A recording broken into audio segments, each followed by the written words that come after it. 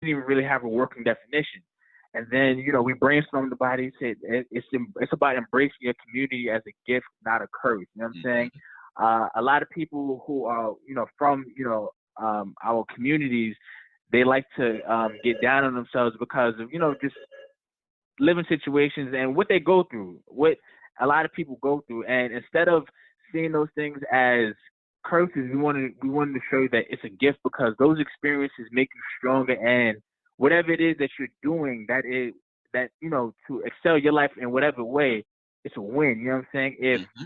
you're a 8-year-old kid and you just got an A in your math, you got an A in your report card for math, and you really work to get that A. That's a win. That's urban excellence. You know what I'm saying? If you're a 3-year-old and your 3-year-old daughter starting a lemonade stand, she's innovating. She's planting seeds of entrepreneurship and innovation. That's a win. That's urban excellence. You know what I'm saying? Mm-hmm. And we wanted to know about all of those stories, and we wanted to celebrate those stories. And because and a lot of times, like I said, we talk about these, celebrities and things like that. And I personally have a problem when the only image of quote unquote black excellence is, flashy cars, these big parties that the normal person couldn't really afford to go to. Mm-hmm. And we said like there's more to excellence than just, throwing your money around and showing how much cash you have. Mm-hmm. It's about really um it's about it's about being a success to to you. You know what I'm saying? If you feel successful when you wake up, then that's a win. You know what I'm saying? Yep. And that could be anything. You know what I mean? If you're a single mom and you're making it to work and you're going to school and you're doing your thing, that's a win. That's urban excellence. And we wanted to highlight those stories, and that's what this book is about.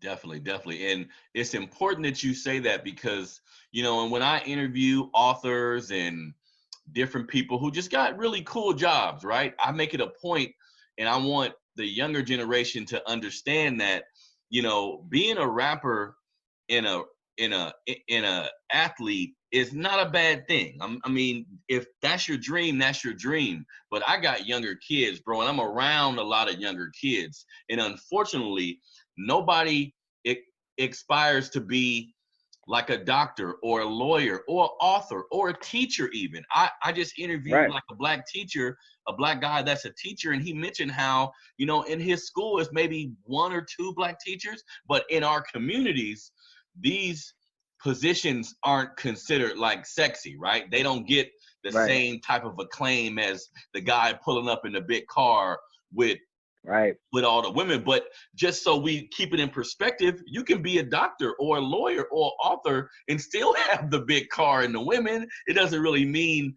it's not really about um being an entertainer or whatever. There are other ways. I guess that's my point. There are other ways to accumulate the type of life you want that don't involve, using our athletic prowess or our ability to entertain people. You know what I'm saying? Right. I know. I agree, and that's what that's what me and my father set to dispel. You know what I mean? Those myths that all you need to be is this big baller to be considered a success, or that to be considered black excellence. So yeah, No, I completely understand that. And yeah, so also, because when I hear you talk about creating everything that you go through as a gift, not a curse, to me, that's an extremely um, positive way to view life. Because, like you were mentioning, in our communities, we go through a lot. And as much as we've been through all the trauma individually and as a collective, I tell people all the time, we all need counseling, right? We all need to go sit in front of right, somebody and talk as much shit as we've had right, to endure in this country. So when you go through things, I think the only way to propel yourself through it is to have that kind of mentality. Like, this isn't a loss. I'm just learning. Even if it's something that seems minimal, you have to stack those small wins on top of each other, and then you create something bigger for yourself. Just like you were saying, man, a kid get an A on a test. These are things that should be celebrated because right. because in their evolution, that's a part of what's going to make them them. So I think that's really, really important. And I can't wait to read your book. Now, another question I have for you on the topic of the book and, you know, how we treat each other and everything. In your opinion, how important in our community, how important do you think it is that we value each other? It's the foundation of what would, like, I feel it's the foundation of one of the ways we can actually move forward. And when I say that, I mean, like, when so the way we see each other, and I don't want to generalize anything, but I'm just trying to speak frankly.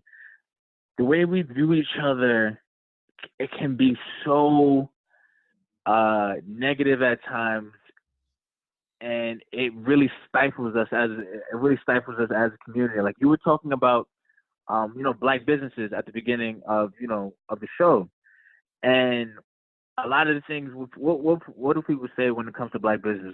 Black people, you know, we always late, or we never have anything. Everything. You know what I'm saying? When those negative stigmas, when